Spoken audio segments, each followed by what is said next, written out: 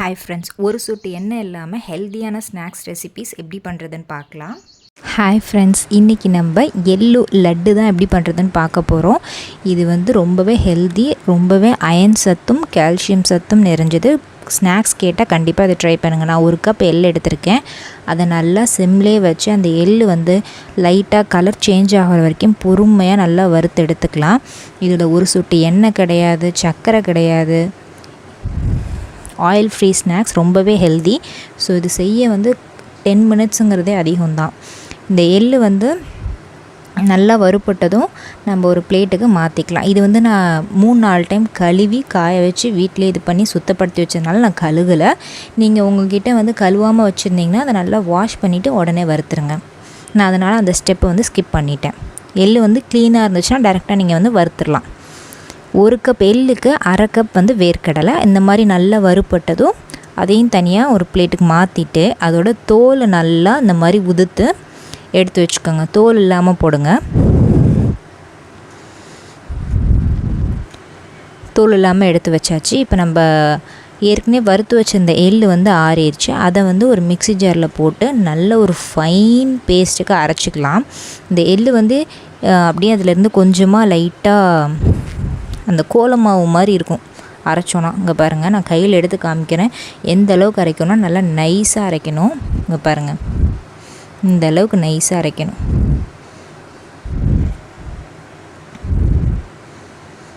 அப்போ தான் சாப்பிட குழந்தைங்களுக்கு நல்லாயிருக்கும். இதை ஒரு பவுலுக்கு ட்ரான்ஸ்ஃபர் பண்ணிக்கலாம். ஏற்கனவே எடுத்து வச்சுருந்த வேர்க்கடலை இருக்குல்ல, அதையும் இதே அளவுக்கு கன்சிஸ்டன்சிக்கு நல்லா ஹை ஸ்பீடில் வச்சு நல்லா அரைச்சி எடுத்துக்கலாம். பாருங்கள், இந்த அளவுக்கு நல்லா அரைச்சி எடுத்துக்கணும்.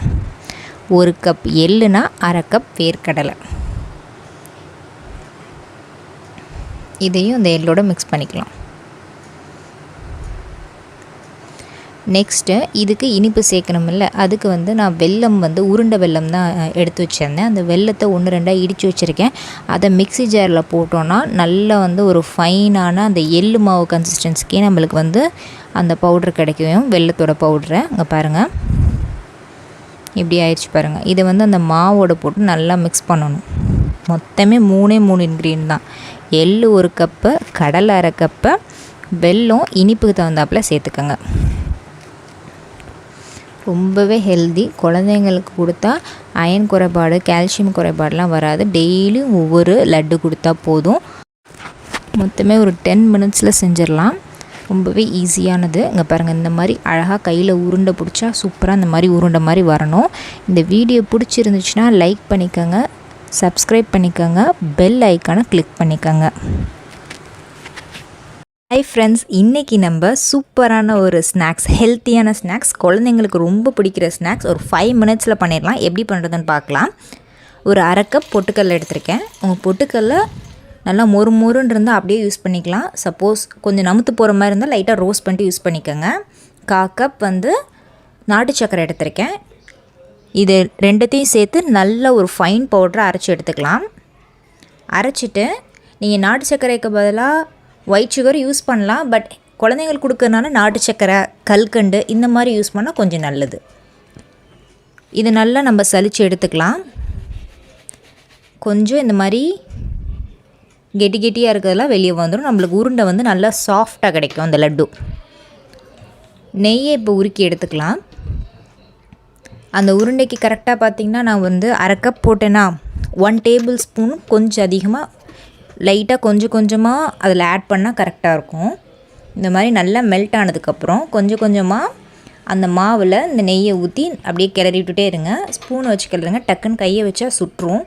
ஸோ அதனால் ஸ்பூனோ கரண்டியோ ஏதோ ஒன்று லைட்டாக அப்படியே மிக்ஸ் பண்ணிவிட்டு ஆறுனதுக்கப்புறம் நம்ம கையில் உருண்டை பிடிச்சா கரெக்டாக இருக்கும். இதுக்கு அதிகமாக இன்க்ரீடியன்ட்ஸ்லாம் எதுவுமே தேவைப்படாது. ஜஸ்ட்டு 3 இன்க்ரீடியன்ட் தான். டக்குன்னு பண்ணிடலாம். குழந்தைங்களுக்கும் ரொம்பவே நல்லது.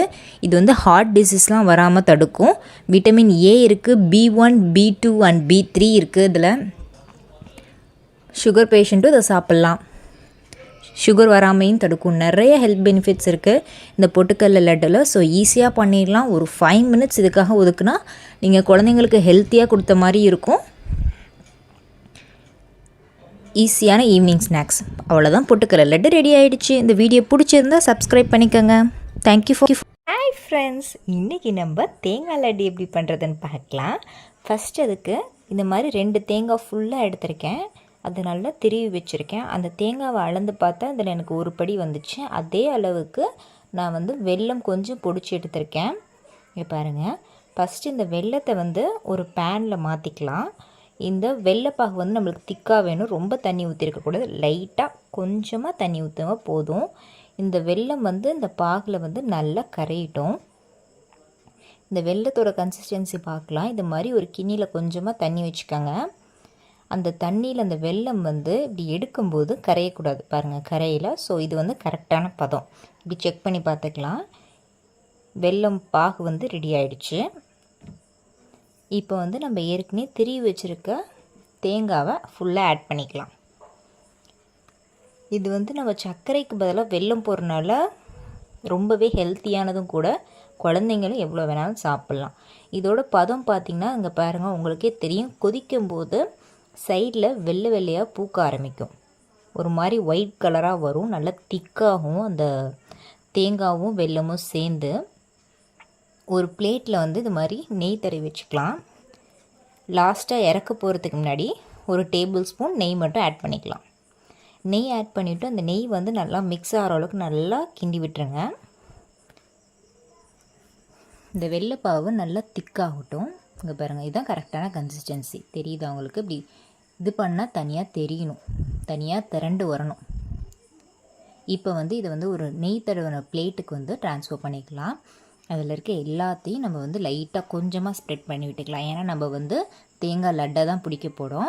இது கொஞ்சம் நேரம் அப்படியே ஆறட்டும். அது வரைக்கும் கை வைக்க வேணாம். கை பொறுக்கிற சூடு வரட்டும். நல்லா ஆறுனதுக்கப்புறம் ஃபஸ்ட்டு லைட்டாக கொஞ்சமாக எடுத்து பாருங்கள். ஒன்று அது கை பொறுக்கிற சூட்டில் நம்மளால் உருட்ட முடிஞ்சால் அது பண்ணலாம். இப்போ கரெக்டாக நல்லாவே ஆறிடுச்சு. இப்போ பாருங்கள், நல்லா சாஃப்டாக டேஸ்ட்டு பக்காவாக இருக்கும். ரொம்பவே சிம்பிள். தேங்காய், நெய், வெல்லம், இந்த 3 பொருள் இருந்தால் நீங்கள் வந்து டக்குன்னு பண்ணிடலாம் இந்த லட்டு. தீபாவளிக்கெலாம் இதெல்லாம் வந்து ஒரு 10 நிமிஷம்தான் ஆகும். தேங்காய் மட்டும் திருவிட்டோன்னா போதும். டக்குன்னு இந்த லட்டை பண்ணிடலாம். ரொம்பவே ஹெல்த்தி. கிட்ஸுக்கெலாம் ரொம்பவே பிடிக்கும் இந்த ஸ்வீட்டு. ஸோ கண்டிப்பாக ட்ரை பண்ணி பாருங்கள். இது மாதிரி மிச்சம் இருக்க எல்லா லட்டையும் நம்ம வந்து பிடிச்சி வச்சிடலாம். இந்த லட்டில் பார்த்திங்கன்னா தேங்காயோட டேஸ்ட்டும் அந்த வெல்லத்தோட டேஸ்ட்டும் நல்லா மிங்கிளாகி நம்மளுக்கு வந்து நல்லா சூப்பராக இருக்கும். கிட்ஸுக்கெலாம் ரொம்பவே பிடிக்கும். ஸோ கண்டிப்பாக ட்ரை பண்ணி பாருங்கள். ட்ரை பண்ணிவிட்டு கமெண்ட் பண்ணுங்கள் எப்படி இருந்துச்சுன்னு. ஈஸியான ரெசிபி. வீடியோ பிடிச்சிருந்தா சப்ஸ்கிரைப் பண்ணிக்கோங்க. ஹாய் ஃப்ரெண்ட்ஸ், இன்றைக்கி ஒரு ஹெல்த்தியான ஒரு டிஷ் தான் பார்க்க போகிறோம். உளுந்தங்கஞ்சி. அதுவும் கருப்பு உளுந்தில் பண்ணுறது ரொம்பவே டேஸ்ட்டாக இருக்கும். உடம்புக்குமே ரொம்ப நல்லது. எலும்பு, கர்ப்பப்பை, குறிப்பாக பெண்களுக்கு இது ரொம்ப ரொம்ப ரொம்ப நல்லது. எலும்பு, கர்ப்பப்பை, நரம்பு எல்லாமே வலுப்படுத்தும். இது எப்படி பண்ணுறதுன்னு பார்க்கலாம். அதுக்கு ஃபஸ்ட்டு நான் 1 கப் வந்து கருப்பு உளுந்து எடுத்திருக்கேன். இந்த கருப்பு உளுந்தை வந்து நல்லா தண்ணி ஊற்றி வாஷ் பண்ணிக்கலாம். சப்போஸ் உங்களோடது க்ளீனாக இருந்துச்சுன்னா நீங்கள் இந்த ஸ்டெப்பை ஸ்கிப் பண்ணிக்கலாம். இது வந்து வயல்லேருந்து அப்படியே எடுத்தது. ஸோ அதனால் நல்லா நான் 2-3 டைம் வாஷ் பண்ணிவிட்டு இந்த மாதிரி ஒரு காட்டன் கிளாத்தில் கொஞ்சம் நேரம் காய வச்சுக்கிறேன். சப்போஸ் உங்கள்கிட்ட நீட்டாக இல்லை பாலிஷ் பண்ணி நீட்டாக வச்சுருந்தீங்கன்னா நீங்கள் வந்து இந்த ஸ்டெப்பு வந்து நீங்கள் பண்ண தேவையில்லை. 1 கப் உளுந்துக்கு 2 டேபிள் ஸ்பூன் பச்சரிசி. இதையும் நான் 2 டைம் வாஷ் பண்ணிவிட்டு அதே மாதிரி ஒரு கிளாத்தில் வந்து நல்லா ஸ்ப்ரெட் பண்ணி விட்றேன். இது ஒரு ஃபேன் காற்றுல ஒரு 10 to 15 மினிட்ஸ் இருந்தால் போதும். இந்த மாதிரி ரொம்பலாம் ட்ரை ஆகணும்னு தேவையில்லை. லைட்டாக ட்ரை ஆனால் போதும். அந்த ஈரப்பதம் லைட்டாக இல்லாமல் இருந்தால் போதும். இதை வந்து ஒரு பேனில் வந்து நல்ல ஒரு ட்ரை ரோஸ்ட் பண்ணி எடுத்துக்கலாம். சிம்லே வச்சு அந்த உளுந்தோட வாசம் வறுக்கும் போதே சூப்பராக இருக்கும். அந்த உளுந்தோட வாசம் வர வரைக்கும் நல்லா அங்கே பாருங்கள், இந்த அளவுக்கு ட்ரை ஆகணும். ட்ரை ஆனதுக்கப்புறம் நம்ம ஒரு பிளேட்டுக்கு ட்ரான்ஸ்ஃபர் பண்ணி எடுத்துக்கலாம். உளுந்து வாசம் அப்படி வரும். இதில் கருப்பு உளுந்து ஆட் பண்ணுறதுனால இந்த அளவுக்கு நல்லா ட்ரை ஆனதுக்கப்புறம் நம்ம ஏற்கனவே 2 டேபிள் ஸ்பூன் பச்சரிசி வச்சுருந்தோம்ல, அதுவும் ஈரம் உணர்ந்துருக்கும். அதையும் நம்ம வந்து நல்லா ரோஸ்ட் பண்ணி எடுத்து வச்சுக்கலாம். இந்த பவுட்ரு வந்து நம்ம வந்து கரெக்டாக பார்த்தீங்கன்னா வெளியே வச்சுருந்தீங்கன்னா 2 மாதம் வரைக்கும் வச்சுருக்கலாம். ஃப்ரிட்ஜில் வச்சுருந்தீங்கன்னா 6 மாதம் வரைக்கும் கெட்டு போகாமல் இருக்கும். இன்ஸ்டண்ட்டாக நீங்கள் டக்குன்னு உளுந்தங்கஞ்சி பண்ணிக்கலாம். சளியெல்லாம் பிடிச்சிங்கன்னா உடனே இந்த உளுந்தங்கஞ்சி குடிச்சிங்கன்னா ஒரு 2 நாள் 1 நாளில் வந்து இந்த சளி வந்து காணாமல் போயிடும். அந்த அளவுக்கு உடம்புக்கு சூப்பராக இருக்கும். இது வந்து இன்ஸ்டன்ட் மிக்ஸ் மாதிரி. இந்த பவுடரை வெளியே வச்சிங்கன்னா 2 மாதம், ஃப்ரிட்ஜில் வச்சுருந்தா 6 மாதம். 2 ஏலக்காய் போட்டு நீங்கள் வந்து பவுட்ரு பண்ணிக்கலாம். சப்போஸ் நீங்கள் வெளியே ஸ்டோர் பண்ணுற அளவுக்கு அரைச்சி வச்சுருந்தீங்கன்னா இந்த ஏலக்காய் மட்டும் போடாமல் ஸ்கிப் பண்ணிக்கோங்க. கஞ்சி போடும்போது இந்த ஏலக்காய் போட்டுக்கோங்க. இதில் இந்த ரெசிபி மட்டும் இல்லை, உளுந்தங்களி பண்ணலாம், நிறையா பண்ணலாம். இன்றைக்கி நம்ம இதில் வந்து உளுந்தங்கஞ்சி பண்ணுறோம். 1 கப் வந்து உளுந்துக்கு நான் வந்து 1 கப் வந்து வெல்லம் எடுத்திருக்கேன். இந்த வெல்லம் வந்து கொஞ்சமாக தண்ணி ஊற்றி, இந்த வெல்லத்துக்கு பாகுபதம்லாம் தேவை கிடையாது. நம்ம வந்து அந்த வெல்லம் வந்து கரைஞ்சி லைட்டாக கொஞ்சம் திக்கானா போதும். இந்த அளவுக்கு பாகு இருந்தால் போதும், வெல்லம் கரைஞ்சா போதும். அப்புறம் அதே பேனில் நம்மளுக்கு வந்து 1 செம்பு அளவு தண்ணி ஊற்றிருக்கேன். நான் ஒரு கப்பில் கொஞ்சமாக தண்ணி ஊற்றிட்டு நம்ம ஏற்கனவே அரைச்சி வச்சுருந்த பவுடரை கட்டிகள் இல்லாமல் இந்த மாதிரி ஒரு விஸ்கை வச்சு நல்லா கரைச்சி எடுத்துக்கலாம். நீங்கள் அந்த பவுடரை ஆட் பண்ணிட்டீங்கன்னா தண்ணி கொதிக்க வச்சுட்டு தண்ணியில் மிக்ஸ் பண்ணிவிட்டு டக்குன்னு அதில் ஊற்றிட்டா போதும். உங்களுக்கு உளுந்தங்கஞ்சி டக்குன்னு ரெடி ஆகிடும். வெள்ளைப்பாகு நீங்கள் வந்து ஆட் பண்ணிக்கணும்.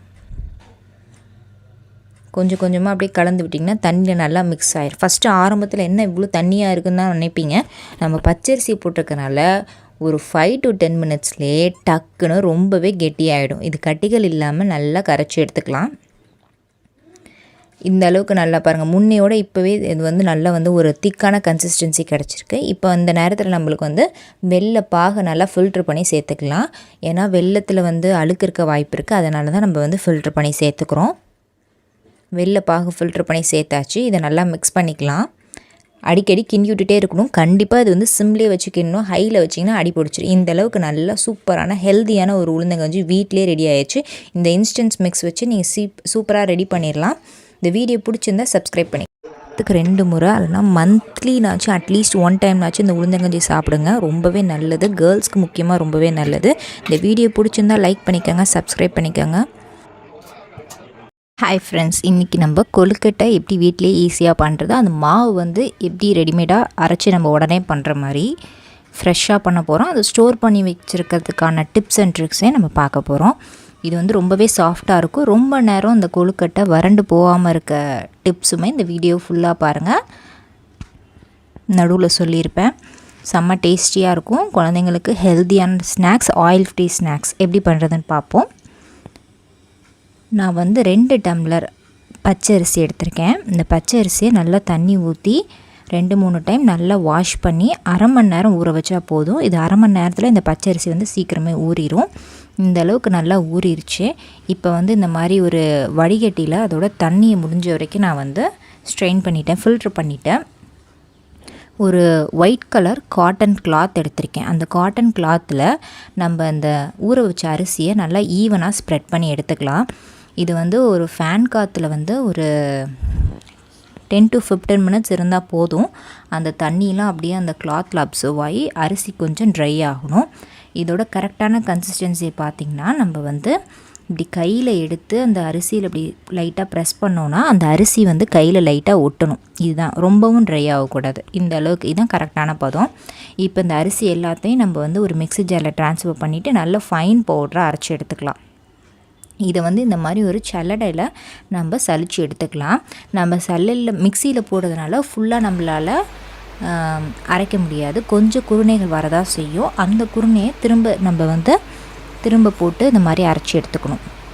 இதை வந்து நல்லா சலிச்சுக்கலாம். இந்த மாதிரி சலிக்கிறதுனால நம்மளுக்கு வந்து மாவில் வந்து திட்டு எதுவுமே இருக்காது, கட்டிகள் எதுவுமே விழுவாது. இதை வந்து இன்னொரு டைம் வந்து அரைச்சி எடுத்துக்கலாம். இது மாதிரி எல்லா மாவையும் நான் வந்து அரைச்சி எடுத்துக்கிட்டேன்.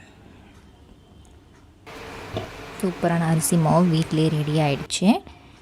இப்படியே வச்சுருந்தா நம்ம வந்து வீட்டில் வச்சுருக்க அரிசி மாவு வந்து கெட்டு போயிடும். அதனால் நம்ம என்ன பண்ணுறோன்னா, அடுத்த ஸ்டெப் வந்து இதை வந்து இட்லி குக்கரில் நல்லா தண்ணி கொதிக்க வச்சு இந்த மாதிரி ஒரு காட்டன் கிளாத்தில் மூடி வச்சு 10 to 15 மினிட்ஸ் நல்லா வேக வச்சுக்கலாம்.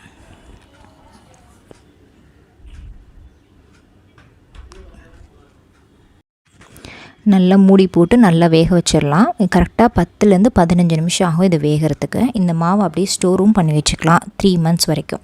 இது வெந்துட்டுருக்க கேப்பில் இதுக்கு தேவையான பூரணம், நான் தேங்காய் ஒரு தேங்காய் ஃபுல்லாக எடுத்து அதில் ஏலக்காய் போட்டு இந்த மாதிரி எடுத்து வச்சுருக்கேன். நீங்கள் திரும்பி டேரெக்டாக எடுத்து வச்சுக்கலாம்.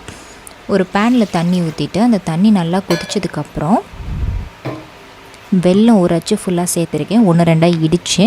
அந்த வெல்லம் ஃபுல்லாக நல்லா கரைஞ்சதுக்கப்புறம் நம்ம ஏற்கனவே வச்சுருக்க அந்த தேங்காய் ஏலக்காய் போட்ட அந்த மிக்சிங்கை வந்து இதில் வந்து ஆட் பண்ணிக்கலாம்.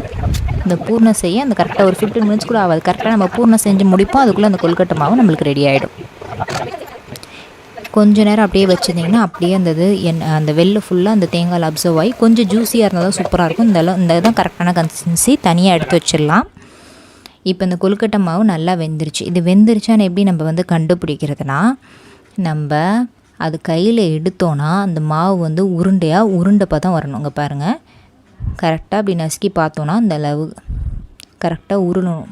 மாவு வந்து வெந்துருச்சு. இதை வந்து நல்லா உதுத்துவிட்டு ஆற வச்சு நீங்கள் வந்து ஒரு பாக்ஸில் ஸ்டோர் பண்ணி வச்சுக்கலாம். அப் டு 3 மந்த்ஸ் வரைக்கும் கெட்டு போகாது. இந்த ப்ராசஸ்லாம் அப்படியே மிச்சமாடும். டேரெக்டாக தண்ணி ஊற்றி நம்ம வந்து கொழுக்கட்டை மாவு பிசைஞ்சால் போதும். இது ஒரு விதமான ஸ்டோர் பண்ணி வச்சுக்கலாம். உடனே கொழுக்கட்டை மாவு நம்மளுக்கு ரெடி ஆகிடும். இப்போ இதில் கட்டிகள்லாம் இருக்கும். இந்த மாதிரி உதுத்து விட்டு நம்மளுக்கு எவ்வளோ மாவு தேவையோ அது உதுத்து விட்டு தனியாக இந்த மாதிரி ஒரு பெரிய தட்டில் இது மாதிரி வச்சுக்கோங்க. தண்ணி கொதிச்சதுக்கப்புறம் 1 டேபிள் ஸ்பூன் எண்ணெய், உப்பு. எண்ணெய் எதுக்காகனா கொழுக்கட்டை வந்து ரொம்ப நேரம் ஆனாலும் அந்த ட்ரைனஸ் வறண்டு போகாமல் இருக்கும். அதனால தான் நம்ம எண்ணெய் அப்ளை பண்ணுறோம். இப்போ நம்மளுக்கு தேவையான மாவு எடுத்துகிட்டு அதில் கொஞ்சம் கொஞ்சமாக சுடுதண்ணி ஊற்றி இந்த மாதிரி ஒரு கரண்டியை வச்சு நல்லா மிக்ஸ் பண்ணிகிட்டே இருங்க. ஏன்னா சூடு அதிகமாக இருக்கனால கையை வச்சு மிக்ஸ் பண்ண முடியாது. கொஞ்சம் நேரம் கிளறி விட்டுட்டே இருந்தால் நம்மளுக்கு வந்து ஆறிடும். நம்மளுக்கு கை பொறுக்கிற சூடு வந்துடும். பாருங்கள், இந்த அளவுக்கு நல்லா கை பொறுக்கிற சூடு வந்துருச்சா. இதை வந்து நம்ம வந்து ஃபுல்லாக இந்த மாதிரி எடுத்துக்கலாம். நல்லா ஒரு டைம் நல்லா பிசைஞ்சிட்டு கையில் லைட்டாக ஆயில் அப்ளை பண்ணிவிட்டு ஒரு பால் மாதிரி எடுத்துகிட்டு, இப்போ கொழுக்கட்டை உங்களுக்கு இந்த ஷேப் தான் பிடிக்கணும் இல்லை, உங்களுக்கு என்ன ஷேப் வேணாலும் பிடிச்சிக்கலாம். நான் இது வந்து ஒரு குழி மாதிரி பண்ணிவிட்டு தேங்காய் பூரணம் உள்ளே வைக்க போகிறேன். செம்ம ஜூஸியாக சூப்பராக இருக்கும். பாருங்கள், பர்ஃபெக்டாக வந்துருச்சு. இதை வந்து இட்லி கொப்பரையில் தண்ணி கொதிச்சதுக்கப்புறம் ஒவ்வொன்றா நம்ம வந்து தட்டில் வைக்கலாம். நீங்கள் வந்து மோதகம் மாதிரி பண்ணலாம். உங்களுக்கு என்ன ஷேப், கிட்ஸுக்கு என்ன ஷேப் வந்து பிடிக்குமோ அது மாதிரி பண்ணுங்கள். இது ரொம்பவே ஹெல்த்தியானதும் கூட. என்ன கொஞ்சம் டைம் எடுத்துக்கும். நீங்கள் அந்த மாதிரி மாவு ப்ராசஸ் மட்டும் முன்னாடியே முடிச்சிட்டிங்கன்னா ஒரு 15 மினிட்ஸில் அந்த ஸ்நாக்ஸ் வந்து பண்ணலாம். ஒரு சொட்டு ஆயில் இல்லை, சூப்பராக இருக்கும். அந்த ஆயில் வந்து அந்த சுடுதண்ணியில் போடுறது மட்டும்தான். மற்றபடி ரொம்ப ஹெல்த்தி. ஆவியில் வேக வச்சது தான். குழந்தைங்களுக்கு தாராளமாக கொடுக்கலாம். பெரியவங்களும் நிறையாவே சாப்பிட்லாம். இந்த தேங்காய் பூர்ணத்தை கொஞ்சமாக நெய் விட்டிங்கன்னா இன்னுமே சூப்பராக இருக்கும். டேஸ்ட் வேறு லெவலில் இருக்கும். இதை வந்து கரெக்டாக இட்லி கொப்பரையில் வச்சு ஒரு 5 நிமிஷம், 5லேருந்து 10 நிமிஷம் வேக வச்சிட்டோன்னா சூப்பரான கொழுக்கட்டை ரெடி ஆகிடும். இதை பாருங்கள், ஒன்று கூட வெடிக்கலை. எல்லாமே பர்ஃபெக்டாக வந்திருக்கு. இந்த வீடியோ பிடிச்சிருந்துச்சுன்னா லைக் பண்ணிக்கோங்க, சப்ஸ்கிரைப் பண்ணிக்கோங்க. நிறையா வீடியோஸ் பார்க்க பெல் ஐக்கான் கிளிக் பண்ணிக்கோங்க. இந்த மாதிரி ஹெல்த்தியாக செஞ்சு ஸ்நாக்ஸ் வந்து ஈவினிங் டயத்தில் குழந்தைங்களுக்கு இந்த லீவில் செஞ்சு கொடுங்க. சூப்பராக இருக்கும். தேங்க்யூ ஃபார் வாட்சிங். Hi friends, welcome to TikTok சமையல். இன்றைக்கி நம்ம சூப்பரான ஒரு ரெசிபி தாங்க பார்க்க போகிறோம். பன்னீர் டிக்கா எப்படி பண்ணுறதுன்னு பார்க்கலாம். ஒரு பவுலில் 1 டேபிள் ஸ்பூன் மல்லித்தூள், காரத்துக்கேற்ப மிளகாத்தூள், 1 டேபிள் ஸ்பூன் மிளகாத்தூள், காஷ்மீரி சில்லி பவுடர் போட்டிருக்கேன், 1 டீஸ்பூன் மஞ்சத்தூள், 1 டேபிள் ஸ்பூன் சீரகத்தூள், 1/2 டீஸ்பூன் அரிசி மாவு, 1 டேபிள் ஸ்பூன் கடலை மாவு, 1 டேபிள் ஸ்பூன் சோள மாவு, சாட் மசாலா 1 டேபிள் ஸ்பூன், கஸ்தூரி மேத்தி 1 டீஸ்பூன், உப்பு தேவையான அளவு, இஞ்சி பூண்டு பேஸ்ட் 1 டேபிள் ஸ்பூன், ஒரு லெமன் எடுத்து அதோட ஜூஸை மட்டும் எக்ஸ்ட்ராக்ட் பண்ணி வச்சுருக்கேன். அது வந்து 1 டேபிள் ஸ்பூன் எடுத்துக்கலாம். இதை நல்லா மிக்ஸ் பண்ணி விடுவோம். ஃபஸ்ட்டு அந்த லெமனில் இருக்க தண்ணியோடு மிக்ஸ் பண்ணிவிட்டு அப்புறம் லைட்டாக கொஞ்சம் கொஞ்சமாக தண்ணி சேர்த்துட்டு அந்த பேஸ்ட்டு கன்சிஸ்டன்சி கொண்டு வந்துடலாம். ஃபஸ்ட்டு கொஞ்சம் கெட்டியாகவே பிசைங்க. அதுக்கப்புறம் எல்லா இன்க்ரீடியண்ட்டும் போட்டு கொஞ்சம் லைட்டாக தண்ணி ஊற்றிட்டு எல்லாமே அதில் வந்து நல்லா மேரினேட் ஆகிற அளவுக்கு கன்சிஸ்டன்சி அட்ஜஸ்ட் பண்ணிக்கலாம். ஃபஸ்ட்டு பன்னீர் எடுத்து கட் பண்ணிக்கலாம். பன்னீர் எடுத்து கட் பண்ணும்போது கொஞ்சம் பெரிய சைஸாக எடுத்து கட் பண்ணால் தான் அந்த ஸ்டிக்கில் வந்து விடும்போது கரெக்டாக இருக்கும். அதே மாதிரி கேப்சிகமும் எடுத்துகிட்டு இந்த மாதிரி ஸ்லைஸ் பண்ணி எடுத்துக்கலாம். அடுத்தது ஒரே ஒரு ஆனியன் எடுத்திருக்கேன். அந்த ஆனியனை வந்து எப்படி கட் பண்ணுறேன்னு பார்த்துக்கோங்க. அந்த ஸ்டிக்கில் வந்து நம்ம வந்து சொருகிற மாதிரி கட் பண்ணணும். அந்த ஒவ்வொரு லேயராக எடுத்து தனித்தனியாக பிரித்து வச்சுக்கணும். அப்போ தான் அந்த ஸ்டிக்கில் வந்து நம்மளால் சொருக முடியும். அந்த நல்லா வேகிறப்ப அந்த ஆனியனோட டேஸ்ட் வந்து சூப்பராக இருக்கும். நம்ம கட் பண்ணி வச்சுருக்க பன்னீர், கேப்சிகம், ஆனியன் எல்லாமே கொஞ்சம் லைட்டாக தண்ணி ஊற்றிட்டு லைட்டாக அப்படியே மிக்ஸ் பண்ணிவிட்டு ஒரு 15 மினிட்ஸ்க்கு அப்படியே வச்சிடணும். அதுக்கப்புறம் இந்த மாதிரி ஒரு பேம்பூ ஸ்டிக் எடுத்துகிட்டு நம்ம செஞ்சு வச்சுருக்க பன்னீர் ஒன்று, ஆனியன், கேப்சிகம், பன்னீர் இந்த இதனாலே அப்படியே அடுக்கி வச்சுக்கணும் ஒவ்வொன்றா. இந்த ரெசிபி ட்ரை பண்ணி பாருங்கள், திரும்ப திரும்ப திரும்ப செய்வீங்க. இப்போ சப்போஸ் நம்ம இந்த இதில் 2 in 1 ரெசிபியாகவே பண்ணலாம். இப்போ இந்த மாதிரி க்ரில்லில் பண்ணதும் இல்லாமல் நம்ம இது எண்ணெயில் போட்டு எடுத்தாலும் செம்ம டேஸ்டியாக இருக்கும். 2 விதமாகவும் பண்ணலாம். இப்போ நம்ம வந்து இந்த ஹாட்டான பேனில் வச்சுக்கலாம். இது வந்து எலக்ட்ரிக்கில் தான் க்ரில் இந்த இது பண்ணியிருக்கோம். மொத்தம் இந்த இது வந்து எனக்கு மொத்தம் 4 ஸ்டிக் வந்துச்சு. 4மே இது மாதிரி அசம்பிள் பண்ணி வச்சுட்டு லைட்டாக பட்டர் ஊற்றிட்டு பாருங்கள். பட்டர் அப்படி இல்லைன்னா நம்ம ஆயில் கூட யூஸ் பண்ணிக்கலாம். பட்டர் ஊற்றினா இன்னும் கொஞ்சம் டேஸ்ட்டு கொஞ்சம் ரிச்சாக தெரியும். அப்படியே லைட்டாக திருப்பி விட்டு ஒரு 15 மினிட்ஸில் டக்குன்னு ரெடி ஆகிடும். அது கண்டிப்பாக ட்ரை பண்ணி பாருங்கள். இந்த வீடியோ பிடிச்சி லைக் பண்ணிக்கோங்க, சப்ஸ்கிரைப் பண்ணிக்கோங்க. தேங்க்யூ ஃபார் வாட்சிங்.